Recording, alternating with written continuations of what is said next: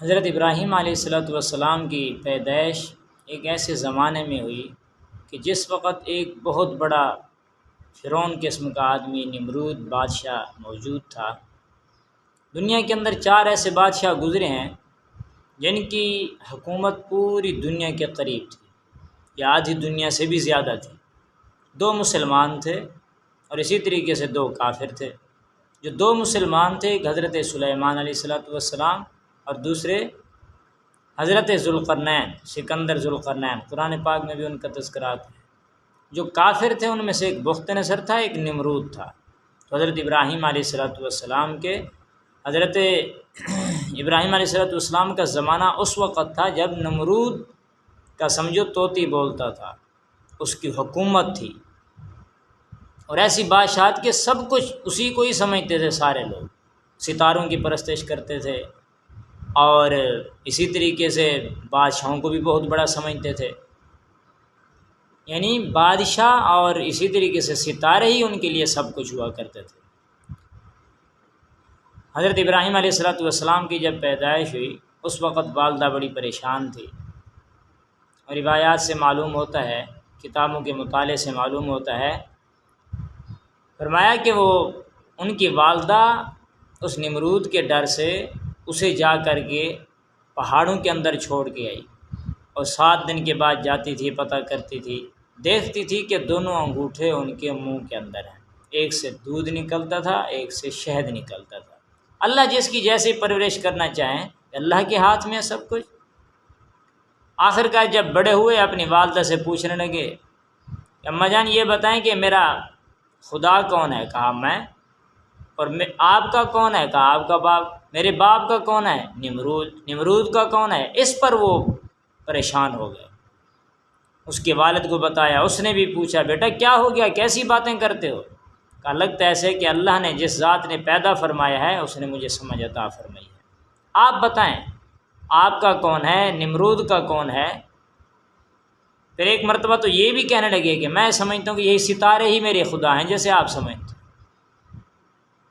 اور جب دیکھا کہ اس سے بڑا چاند ہے، کہا یہ خدا ہو سکتا ہے، وہ نہیں ہو سکتے۔ جب صبح ہوئی، جب دیکھا کہ چاند غائب ہے اور اسی طریقے سے سورج جو ہے وہ بڑا ہے، کہنے لگے اب یہ خدا ہو سکتا ہے۔ جب شام ہوئی تو سورج بھی ختم ہو گیا، صبح ہوئی تو سورج آ گیا، اور جب شام ہوئی تو سورج بھی چلا گیا، تو کہنے لگے کہ جس کا زوال ہو جائے، جو ختم ہو جائے، وہ خدا نہیں ہو سکتا۔ ان سب کو اور ہم سب کو جس نے پیدا فرمایا ہے وہ اللہ کی ذات ہے۔ اس کے بعد لوگوں کو دعوت دینا شروع کی، باپ نے بھی دھمکایا نکال دوں گا، قوم سے بھی کہا کہ بھی تم لوگ گمراہی میں ہو، سب کے سب گمراہی کے اندر ہو۔ وہ سب پوچھنے لگے کہ کیا ہم سب گمراہی پہ مذاق کر رہے ہو؟ کہنے لگا نہیں، تم سب واقعی گمراہی پر ہو۔ جو اپنے آپ کو نقصان سے نہیں بچا سکتے، نفع نہیں دے سکتے، تمہیں کیا نفع دیں گے، تمہیں کیا نقصان سے بچائیں گے؟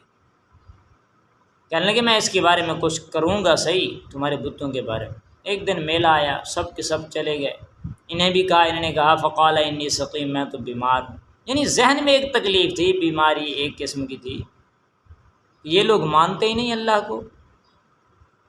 جب وہ میلے پہ چلے گئے، پیچھے انہوں نے آ کر کے سارے بتوں کو ختم کر دیا، تباہ و برباد، تہس نہس کر دیا، اور بڑا جو بت تھا اس کے کندھے پہ کلہاڑا ٹھہرا دیا۔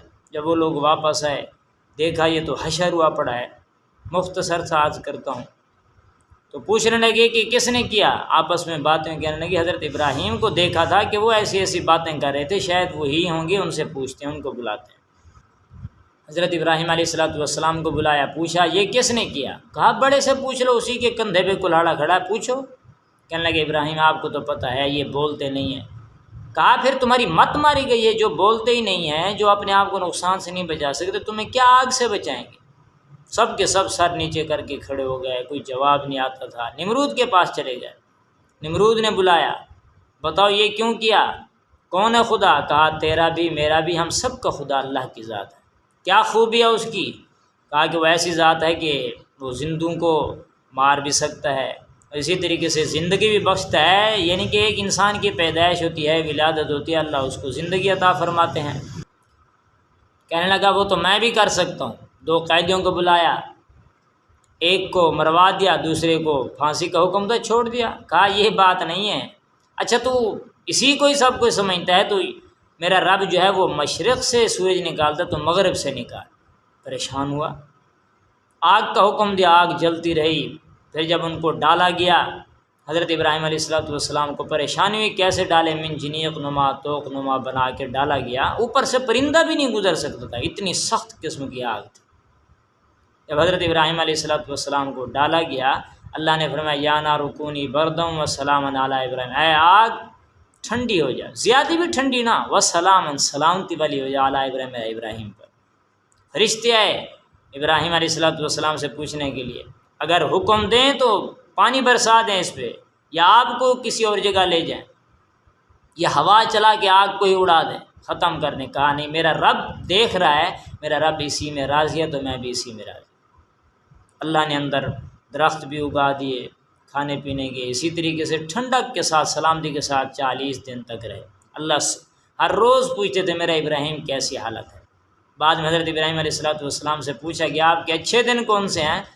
فرمایا کہ میرے اچھے دن وہی ہیں جو میں نے آگ کے اندر گزارے تھے۔ میرا رب پوچھتا تو تھا ابراہیم کیسی طبیعت ہے، کیسی حالت ہے۔ تو جب رب سے تعلق جڑ جائے تو اللہ پھر اس انسان کو کبھی اکیلا نہیں چھوڑتے۔ مشکل آ جاتی ہے لیکن رب کا ساتھ ہوتا ہے، اس لیے رب کے ساتھ تعلق جوڑیں، مضبوط تعلق ہو اور مشکل سے مشکل گھڑی بھی آسان ہو جائے۔ اللہ سے ہم عمل کی توفیق نصیب فرمائے۔ وآخر دعوانا الحمدللہ۔